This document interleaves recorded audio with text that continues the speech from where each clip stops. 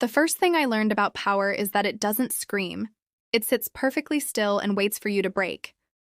I was breaking before I even reached the top floor of the obsidian tower. My reflection in the brushed steel elevator doors looked like a ghost of the girl I'd been in Vermont, pale, wide-eyed, and wearing a vintage wool suit that smelled faintly of my grandmother's cedar chest. I was 24 years old, a daughter of the high peaks and the silent woods, thrust into the glass and iron maw of Chicago's most ruthless architectural firm.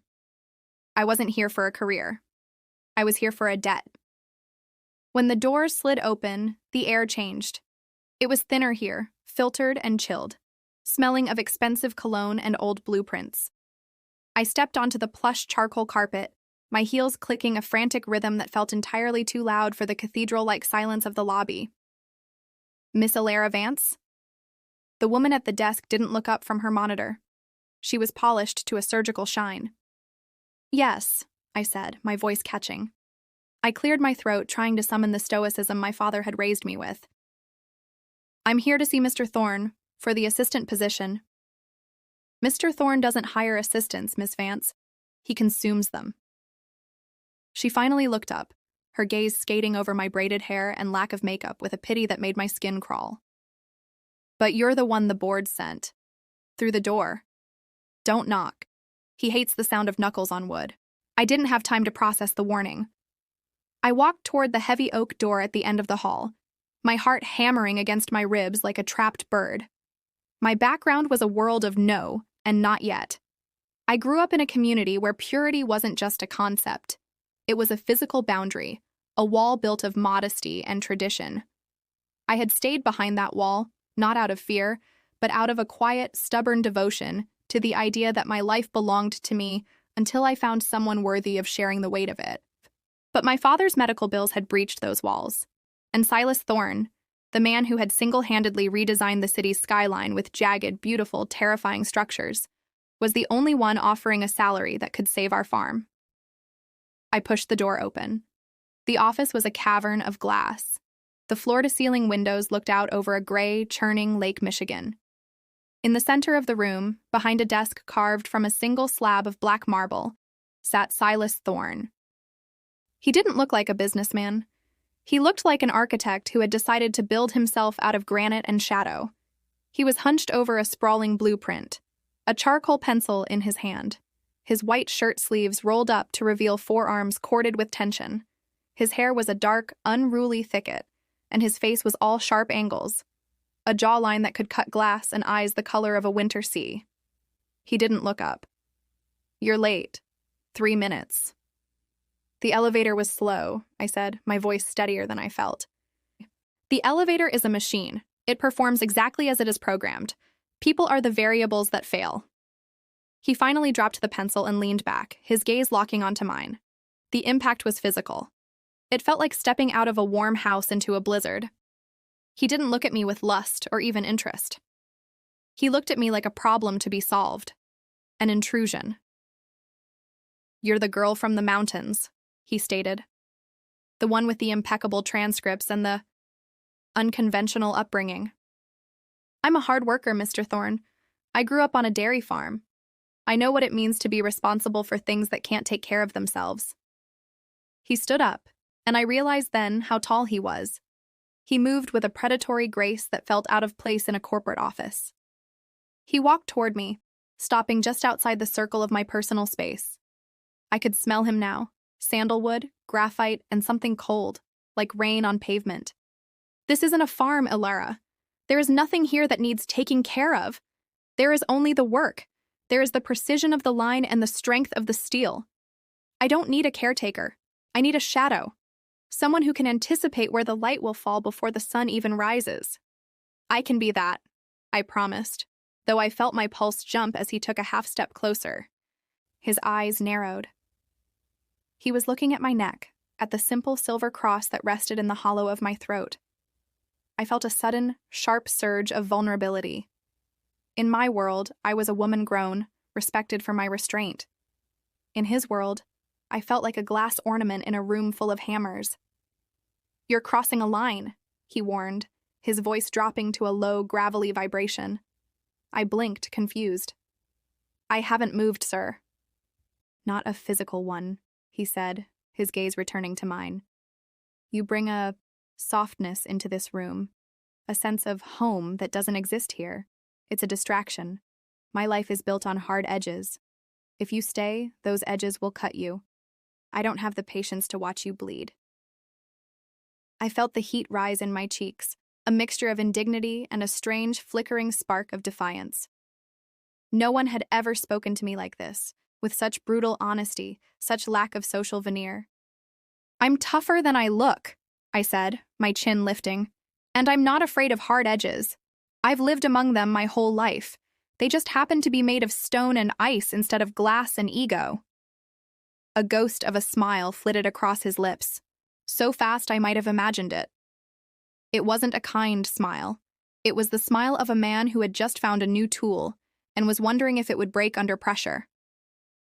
Ego, he repeated, the word sounding like a caress. Is that what you think this is? He turned and walked back to the window, looking out at the city he had helped create. The board thinks I need a buffer, someone to handle the humans so I can handle the buildings. They sent you because they think your innocence will act as a shield. They think I won't growl at a girl who looks like she stepped out of a Sunday school painting. He turned back, his expression hardening. They're wrong. I don't change for anyone. If you take this job, you will be at my beck and call. You will see things you don't understand. You will work until your fingers ache and your mind is nothing but math and shadows, and you will do it without judgment. I'm not here to judge you, Mr. Thorne. I'm here to work. We'll see, he said. He walked to his desk and picked up a heavy, leather-bound folder. He tossed it onto the marble surface. That's the preliminary brief for the St. Jude's spire. It's a cathedral. Irony at its finest. I want every historical reference for Gothic arches cross-referenced with modern load-bearing capacities by 8 a.m. tomorrow. I looked at the folder. It was 4 inches thick. Where is my desk? I asked. He pointed to a small, sleek table in the corner of his office. Not in an outer room, not behind a partition, in the same room as him. Right there, he said, in my light. The realization hit me then. This wasn't just a job. It was an invitation into a cage. He wanted to see if I would adapt or if I would shatter. He was a man who lived in the cold, and he was curious to see how long it would take for my warmth to go out. I walked to the desk and sat down. I didn't take off my coat. I opened the folder. The first page was a sketch. It wasn't a technical drawing. It was a charcoal study of a spire reaching toward a dark sky. It was beautiful, but it was lonely. It looked like a cry for help frozen in stone. I looked up, and I found Silas watching me. He hadn't returned to his work. He was standing by the window, his silhouette dark against the fading afternoon light. For a moment, the power dynamic shifted. I saw not the tycoon, but a man who built cathedrals because he had nowhere else to pray. My heart did a strange, painful somersault. I had spent my life guarding my heart, keeping it tucked away for a future that felt like a fairy tale. But sitting here, in the heart of this cold, magnificent tower, I felt a different kind of pull, a pull toward the broken edges. Why the spire? I asked softly. Silas didn't move for a long time. Then, without looking at me, he said, Because everyone wants to get closer to heaven, Alara. Even those of us who know will never be let in. The raw vulnerability in his voice was like a physical blow. It was the first crack in his armor, a tiny fissure that let me see the darkness underneath. I realized then that my guarded innocence wasn't just a lifestyle choice anymore. It was going to be my only defense against a man who could dismantle me with a single sentence. I looked down at the blueprints, my vision slightly blurred. I had come here to save my father's farm. I had come here to stay safe. But as the sun set over the lake, casting long, jagged shadows across the office, I knew I had already crossed a line I couldn't see. I wasn't just his assistant. I was his witness. And as Silas Thorne turned back to his desk, his eyes catching the light like a predator in the tall grass, I knew that the 3-minute delay in the elevator was the last moment of peace I would have for a very long time. I picked up a pen. The ink was black, just like the room, just like his eyes. 8 a.m., I said, my voice a whisper of steel. I'll be ready. He didn't respond, but the air in the room seemed to tighten, the tension between us winding into a coil that threatened to snap. I was in his world now, a world of glass, gold, and secrets. And for the first time in my life, I wasn't sure if my faith would be enough to lead me back out. The silence of the obsidian tower was never truly silent. It was a hum, the vibration of the HVAC system, the distant pulse of the city below, and the rhythmic, scratching sound of Silas's charcoal pencil against vellum. For 3 weeks, that sound had become the metronome of my life. I lived in the periphery of his genius and the center of his storm. My desk was positioned so that if I looked up, I saw the sharp profile of his face. If he looked up, he saw the silver cross at my throat. We were two celestial bodies trapped in a narrow orbit, pulling at one another without ever making impact. The proximity was a physical weight. Silas didn't believe in digital boundaries. He expected me to be there when the sun hit the lake at dawn, and often stayed until the moon was high enough to silver the blueprints on his desk. I learned the topography of his moods, the jagged edges of a frustrated design, the deep, silent trenches of his late afternoon contemplations. Ilara. He didn't look up, but his voice, that low, resonant vibration, rippled through the quiet. Yes, Mr. Thorne? You're breathing too loudly. It's distracting. I froze, my pen hovering over a permit application. I hadn't even realized I'd sighed. I'm sorry. The zoning laws for the Spire are dense. They aren't dense. They are a puzzle. If you view them as a burden, you'll never see the solution. He finally dropped his pencil and turned his chair toward me. He looked exhausted.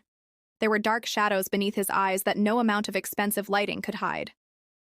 Why are you still here? It's nearly 11. You're still here, I countered gently. I am the architect. I am the one who has to answer for the structural integrity of a prayer. You are just the girl who keeps the coffee hot and the file straight. The barb should have stung, but I was beginning to see through his defenses. Silas used words like bricks, to build walls, to keep people at a distance. But I had spent my life studying the quiet strength of the mountains, and I knew that even the hardest stone had veins of softness if you knew where to look. I'm staying because I don't like the idea of you being alone in this glass box, I said, my voice steady. Even a machine needs to be powered down occasionally. He stood up, the movement fluid and menacingly graceful. He walked toward my desk, stopping when the tips of his Italian leather shoes touched the edge of my rug. He leaned down, placing his hands on the surface of my desk, trapping me between his arms. I told you, he whispered, his scent, rain, and graphite filling my senses. I don't need taking care of. Your compassion is a waste of resources, Ilara. Use it on someone who still has a soul to save. I didn't flinch. I looked up into those winter sea eyes. Is that what happened? You traded yours for a skyline? His jaw tightened. For a heartbeat, I thought I'd pushed too far. His gaze dropped to my lips, then back to my eyes, and the air between us became a living thing. Thick, electric, and terrifyingly fragile. My heart hammered a frantic rhythm against my ribs, a physical manifestation of the no I had been taught and the yes my soul was beginning to whisper. I traded it because I couldn't afford the upkeep, he rasped. He pulled away abruptly, the sudden vacuum of his presence making me shiver. He walked to the window, his back to me. Go home, Ilara. The city isn't safe for someone who looks for the best in people at midnight. The midpoint of our friction came during the Great Thaw. A massive storm rolled off Lake Michigan, turning the city into a blur of gray sleet and howling wind. The power in the tower flickered and then died, leaving us plunged into a tomb of shadows and the orange glow of the emergency lights. I was in the kitchenette, pouring tea, when the darkness hit. I gasped, the porcelain cup slipping from my hand and shattering on the floor. Don't move. Silas's voice came from the doorway, closer than I expected. A moment later, the beam of a high-powered flashlight cut through the gloom, illuminating the shards of white china and the puddle of chamomile. I'm fine, I said, though my hands were shaking. I don't like the dark when I can't see the stars. He stepped into the small space, the light from his phone reflecting off the stainless steel appliances. He didn't look at the mess. He looked at me. I was wearing a simple cream sweater, my hair falling out of its usual braid. I felt exposed, stripped of the professional armor I tried so hard to maintain. "Stay still," he commanded. He didn't call janitorial services. Instead, he grabbed a towel and knelt at my feet. It was a shocking sight. Silas Thorne, a man worth billions, on his knees in the dark, picking up pieces of a broken teacup so I wouldn't step on them. "You shouldn't do that," I whispered. "You'll cut yourself." "I've survived worse than broken porcelain," he muttered. He looked up at me, the shadows casting his features into deep relief. "You're trembling." "The wind," I lied. "It sounds like a banshee out there." "It's just air moving between structures, Alara. Physics. It can't hurt you." He reached out, his fingers hovering just inches from my ankle, checking for stray shards. He didn't touch me, but the heat radiating from his hand felt like a brand. He stood up, disposing of the glass, but he didn't retreat. The kitchenette was small, and the proximity was now unavoidable. I could feel the rise and fall of his chest. "Why are you so afraid of being touched?" he asked suddenly. It wasn't an accusation. It was a genuine question, stripped of his usual cynicism. "I'm not afraid," I said, my voice barely audible over the rattling windows. "I'm careful. My grandmother used to say that your spirit is like a garden. If you let everyone walk through it, eventually the grass stops growing." Silas let out a low, bitter chuckle. "My garden was paved over a long time ago. Concrete doesn't care who walks on it." "Concrete cracks, Silas. Eventually, the earth moves, and the concrete breaks." I reached out, my fingers trembling, and for the first time, I initiated the contact. I placed my hand on his forearm, on the rolled-up sleeve of his shirt. He went absolutely still. I could feel the muscle beneath the fabric, hard as the steel he loved so much.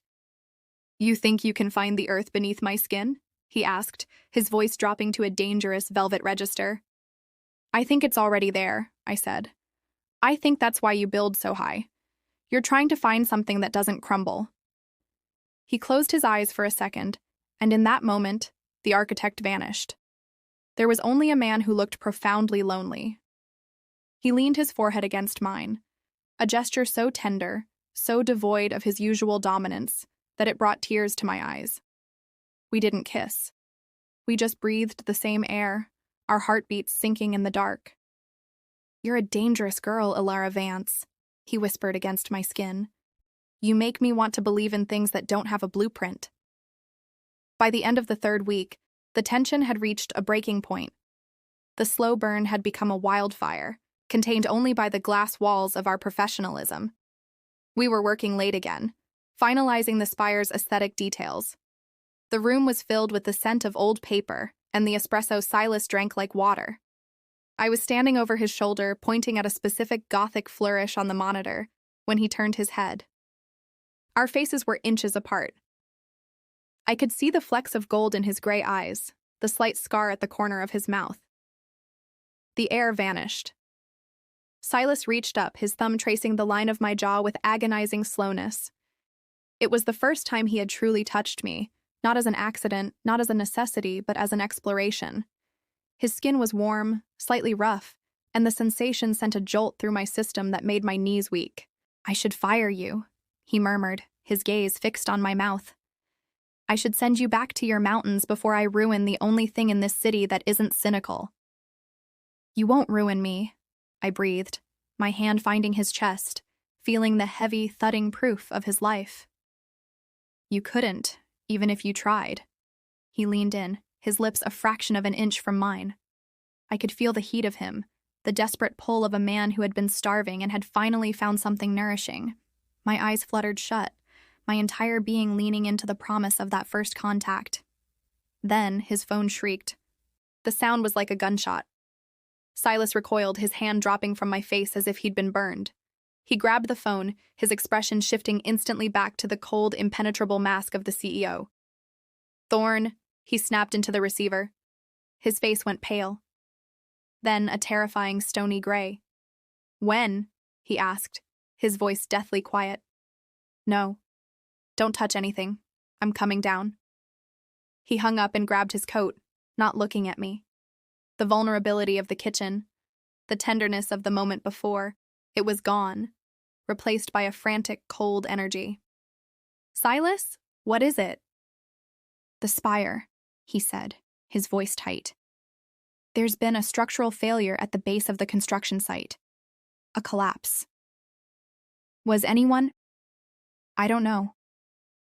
He finally looked at me, but his eyes were empty, the winter sea frozen over. "Stay here, Alara. This is the world I built. It's falling down, and I won't have you caught in the rubble." He vanished through the door, leaving me standing in the middle of the silent office. The silence wasn't a hum anymore. It was a scream. I looked at the silver cross on the desk. It had fallen off when I'd leaned over. I picked it up, the metal cold against my palm. He had spent his life building things to last, and in one phone call, his world had proven as fragile as my teacup. I didn't stay. I grabbed my wool coat and ran for the elevators, because Silas Thorne thought he was the only one who knew how to handle a collapse, but I was a girl of the mountains. I knew that when the earth moves, you don't run away. You dig. The construction site of the St. Jude Spire was a graveyard of twisted rebar and weeping concrete. Blue and red lights from emergency vehicles strobed against the falling sleet, turning the world into a fractured, rhythmic nightmare. I found Silas standing at the edge of the perimeter tape, his expensive coat soaked through, his hands clenched so tightly they were white. He looked like a man watching his own soul being dissected. "I told you to stay back," he said, not needing to turn around to know it was me. His voice was a ragged shadow of its usual strength. "I don't follow orders when the people I care about are hurting," I replied, stepping up beside him. The collapse wasn't total, but it was significant. A massive support column had buckled under the weight of the new steel, a freak occurrence that defied the math Silas lived by. No one had been killed, the night shift had been on a break, but the dream of the spire was leaning, broken, and dangerous. "It's flawed," Silas whispered, and the sound broke my heart. The foundation, the calculations. I missed it. I was so focused on the reach that I forgot the root. "You didn't miss it, Silas. Metals fatigue. The earth shifts. You aren't God." "I tried to be," he rasped, finally looking at me. His face was etched with a raw, agonizing clarity. "I thought if I built something perfect enough, it would make up for everything I've lost. My father's house, my mother's peace. I thought I could outrun the gravity of being human." He reached out, his hand shaking, and gripped my shoulder. "But look at it. It's just another ruin." "It's not a ruin," I said, stepping into his space, ignoring the cold and the rain. "It's a beginning. You can't build something truly strong until you know where the break happens." The crisis had stripped away every layer of his control. There was no CEO here, no billionaire, no architect of the Obsidian Tower. There was only a man standing in the rain, faced with the reality that he couldn't control the world. He looked at me then, really looked at me, and I saw the moment his internal walls finally crumbled. He didn't just need an assistant. He didn't just need a shadow. He needed a witness to the fact that he was still alive. "Alara," he choked out. He pulled me into him, his arms wrapping around me with a desperate, crushing intensity. It wasn't a romantic embrace. It was the way a drowning man clings to the shore. I held him back, my face pressed against his cold, wet shirt, my heart breaking for the sheer weight of the loneliness he had carried for so long. An hour later, after the engineers had stabilized the site and the crowds had thinned, Silas drove us back to his penthouse.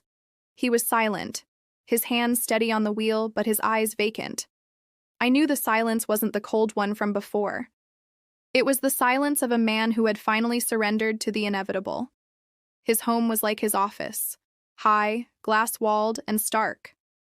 But tonight it felt like a sanctuary rather than a cage. He led me inside, the warmth of the floor heating seeping through my damp shoes. "You're shivering," he said, his voice returning to a low, gravelly hum. "I'm fine, Silas." "No, you're not." He walked to a linen closet and pulled out a thick, charcoal-gray cashmere robe. He handed it to me, his fingers brushing mine. "Go, take a hot shower, I'll make some tea, or something stronger." When I emerged from the bathroom 20 minutes later, wrapped in the oversized robe that smelled of him. The penthouse was dim. Silas was sitting on the floor by the floor-to-ceiling windows, a bottle of amber liquid beside him, but his glass was untouched. He was looking out at the city, at the lights that he had helped arrange like stars on a map. I sat down on the floor next to him. The distance between us had vanished.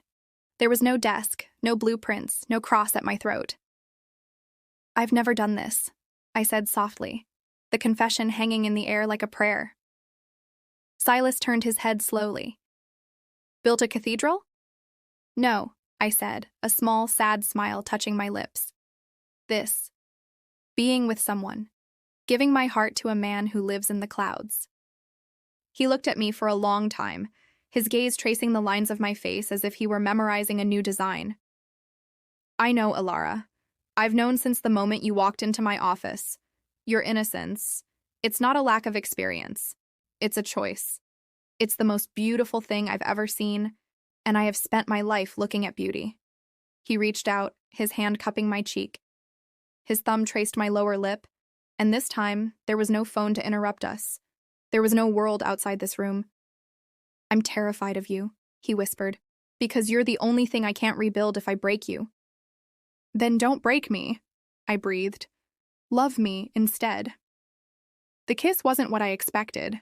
I thought it would be a storm, sharp and demanding. Instead, it was a question. It was Silas asking for permission to enter a space he didn't feel worthy of.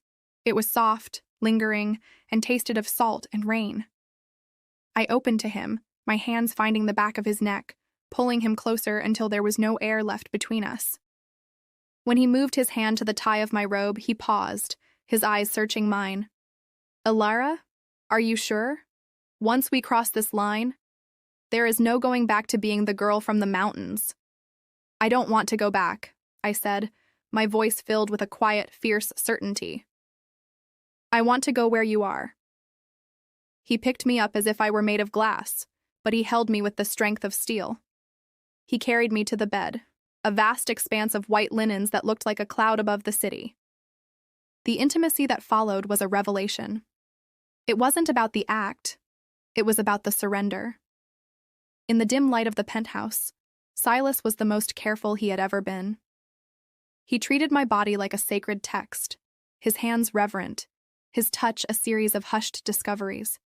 Every time I flinched or gasped, he stopped, his forehead against mine, waiting for me to lead the way. "You're safe," he whispered against my skin. "I've got you."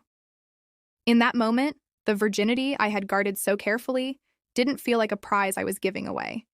It felt like a heavy coat I was finally allowed to take off. I gave him my trust, and in return, he gave me his vulnerability. We moved together in a slow, rhythmic grace, a dance of shadows and light that felt more permanent than any building he had ever designed.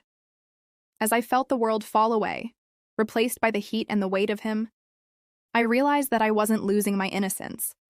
I was finally using it. I was using it to heal a man who had forgotten how to feel. The night faded into a deep, dreamless peace. I woke up as the first light of dawn began to gray the edges of the room. Silas was still asleep, his arm draped over my waist, his face softened by rest. He looked younger, the harsh lines of the architect smoothed away by the night. I looked out the window. In the distance, through the morning mist, I could see the silhouette of the St. Jude spire. It was still leaning. It was still broken. But it was still standing. Silas stirred, his eyes opening and finding mine. He didn't pull away. He didn't turn back into the CEO. He just pulled me closer, burying his face in the crook of my neck. "It's morning," he murmured. "It is," I said, running my fingers through his dark, messy hair. "The board is going to call for my head today," he said, his voice devoid of fear. "They'll want to tear it all down and start over with someone safer." "Let them," I said. "You've already built the only thing that matters." He lifted his head, a genuine, warm smile finally breaking across his face, the kind of smile that could light up a whole mountain range. "And what's that, Alara Vance?" "A home," I whispered.